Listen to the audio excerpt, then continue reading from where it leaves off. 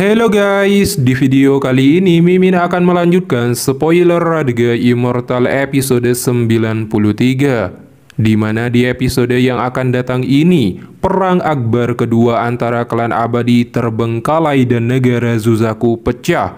Akankah Wang Ling berhasil menyelamatkan keluarganya di tengah peperangan kacau ini? Alangkah baiknya yang baru berkunjung untuk dukung channel ini dengan menekan tombol subscribe. Baiklah, mari kita langsung ke spoilernya. Sebelumnya, setelah Wang Ling menyelamatkan jiwa Limuan dari utusan surga, lalu berpisah dengan jiwa kedua orang tuanya, domain hidup dan mati memasuki penyelesaian dan kultivasinya mencapai puncak formasi jiwa. Sayangnya, jumlah giok surgawi yang dimiliki Wang Ling terbatas. Jadi dia ingin mengambil sedikit dari sekte pemurnian jiwa dan bersiap menuju tahap transformasi jiwa. Dia kemudian berteleportasi menuju planet Zuzaku menggunakan susunan teleportasi. Di waktu yang sama di planet Zuzaku saat ini, klan abadi terbengkalai yang telah diam selama ribuan tahun akhirnya keluar dari makam abadi, muncul ke permukaan. Mereka dapat bebas karena bantuan leluhur mereka yang memiliki daun 12 setara kultivator yin ilusi dan memulai perang akbar kedua dan pembantaian. Bagaimanapun planet Zuzaku awalnya adalah wilayah klan abadi terbengkalai, tetapi diduduki oleh kerajaan Zuzaku yang membunuh klan abadi terbengkalai yang tak terhitung jumlahnya dan memaksa mereka untuk melarikan diri ke makam abadi. Sekarang klan abadi terbengkalai telah mengumpulkan kekuatan yang tak terhitung jumlahnya. Mereka secara alami mulai melawan dan bersiap untuk mengambil kembali planet Zuzaku. Klan abadi terbengkalai melancarkan serangan membabi buta terhadap semua negara kultivasi di Zuzaku, terutama mereka yang berada di bawah level budidaya ketiga yang tidak memiliki kekuatan untuk melawan. Orang-orang kuat klan abadi terbengkalai seperti berburu perlahan-lahan menyiksa para kultivator formasi inti dan jiwa yang baru lahir, dan seluruh pemandangannya mengerikan. Di sisi lain di luar angkasa, Wang Ling muncul kembali dan menggunakan kompas bintang terbang menuju planet Zuzaku. Setengah bulan perjalanan sampai di lapisan atmosfer planet Zuzaku. Tetapi saat Wang Ling menggunakan indera ilahinya untuk memantau planet Zuzaku, dia menemukan sebuah pohon yang sangat besar, memancarkan aura yang kuat. Dia menyadari aura ini berasal dari klan abadi terbengkalai. Wang Ling dengan kompas bintang seperti meteor melewati atmosfer planet Zuzaku. Saat hampir tiba di negara budidaya peringkat 3 di Zhao, Wang Ling melihat sekitar 10 kultivator dalam pertempuran hidup dan mati melawan 4 anggota klan abadi terbengkalai di tingkat akhir formasi inti. Ekspresi Wang Ling menjadi serius saat melihat salah satunya adalah Wang Zhao. Saat ini Wang Zhao dan yang lainnya sangat tersudutkan menghadapi serangan bertubi-tubi dan ganas dari pihak musuh. Bahkan salah satu dari mereka dibuat menjadi boneka, menyerang secara ganas dan satu persatu dibunuh. Harus dikatakan bahwa negara-negara di sekitarnya telah kalah, mereka dihancurkan atau menjadi pengikut klan abadi terbengkalai. Negara budidaya peringkat 3 bukanlah medan pertempuran utama bagi klan abadi terbengkalai, melainkan hanya untuk melatih anggota klan mereka yang lebih lemah. Lalu anggota klan abadi terbengkalai menurunkan 3 meteor raksasa menuju Wang Zhao.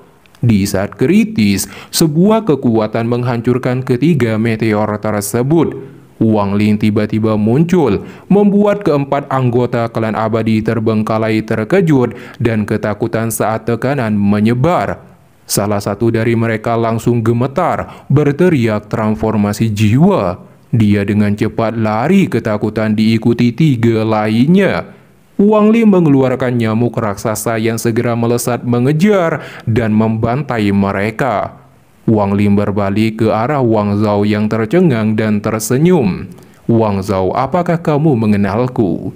Wang Zhao terkejut dan langsung mengenalinya. Dikarenakan Wang Zhao telah mencapai tahap akhir formasi inti, Wang Ling akan membantunya menerobos tahap jiwa yang baru lahir. Wang Ling dengan cepat menunjuk ke kening Wang Zhao untuk membuka segel ingatannya. Semua kenangan kehidupan masa lalunya membanjiri dirinya, menyebabkan dia pingsan. Kemudian Wang Ling menyeret tubuh Wang Zhao pergi.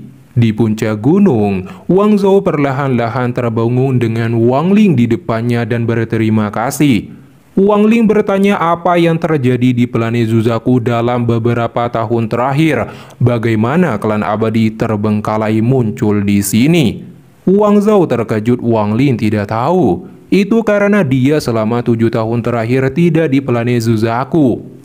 Wang Zhao kemudian menceritakan klan abadi terbengkalai telah menginvasi dan hampir semua negara budidaya peringkat 3 telah jatuh.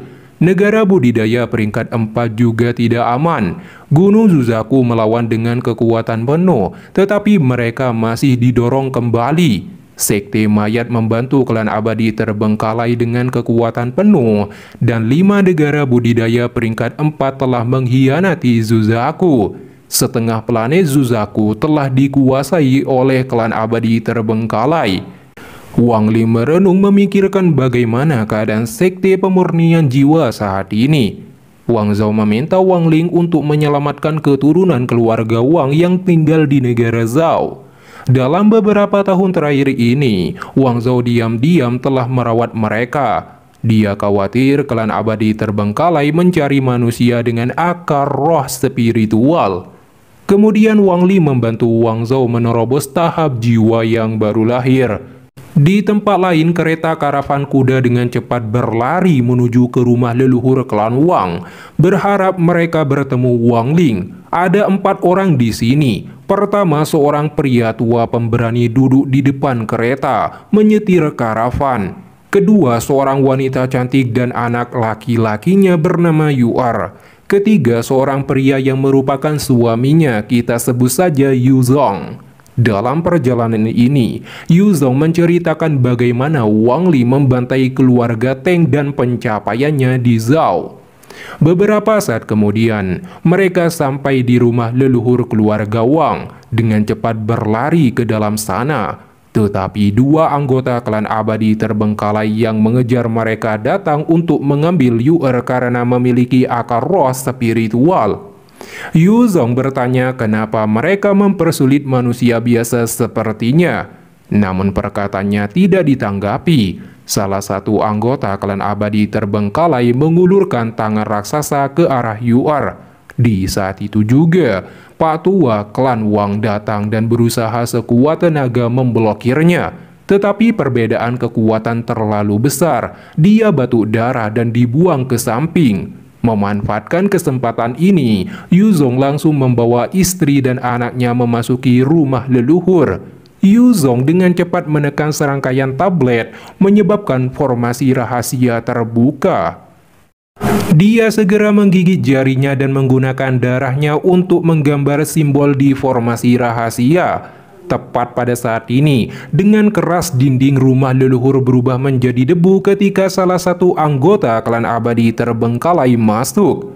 Wanita itu berada di depan anaknya untuk melindunginya dengan ekspresi putus asa. Di saat itu juga, formasi rahasia melepaskan cahaya. Sepotong batu giok melayang keluar. Aura penghancur terpancar dan melepaskan kesadaran ekstrim. Sebuah petir merah menembak tubuh anggota klan abadi terbengkalai sampai muntah darah sebelum mati seketika. Temannya yang melihat adegan ini langsung lari ketakutan. Tetapi petir merah segera menghantam tubuhnya. Dia muntah darah, jatuh dari langit dan mati. Sementara itu, dengan bantuan Wang Ling, Wang Zhao akhirnya berhasil mencapai tahap jiwa yang baru lahir dan bergegas menuju penyelamatan negara Zhao. Di waktu yang sama, para murid dan tetua sekte Tiandao melayang di langit di depan patung ukiran kayu peninggalan Wang Ling. berhadapan dengan orang-orang kuat dari klan abadi terbengkalai, dipimpin oleh seorang pria tua berdaun 6, setara kultivator formasi jiwa tahap menengah. Pak tua itu kemudian membentuk segel. Beberapa naga ungu raksasa segera melesat ke arah para kultivator sekte Tiandao. Namun tiba-tiba patung mengeluarkan domain hidup dan mati. Bersama dengan itu beberapa naga hitam menyerbu dan berkelahi dengan naga ungu dan dihancurkan. Pak tua berdaun 6 tidak menyangka akan ada harta yang melepaskan sedikit domain dan menarik. Jadi sangat disayangkan jika dihancurkan. Pak tua itu mengeluarkan kekuatan tatonya yang segera mengelilingi tubuhnya dan melangkah ke depan untuk mengambil patung ukiran kayu. Patung ukiran kayu mengeluarkan cahaya yang sangat terang untuk memblokirnya, tapi itu dengan mudah dihancurkan. Pak tua berdaun 6 mengulurkan tangan raksasa dan menekan ukiran kayu sebelum diambil. Para anggota sekte Tiandao hanya bisa terpaku melihat simbol harapan mereka begitu mudah diambil. Dikarenakan sudah mendapatkan patung ukiran kayu tersebut, Pak tua berdaun 6 memberi sekte Tiandao kesempatan untuk menyerah dan menjadi bawahan klan abadi terbengkalai.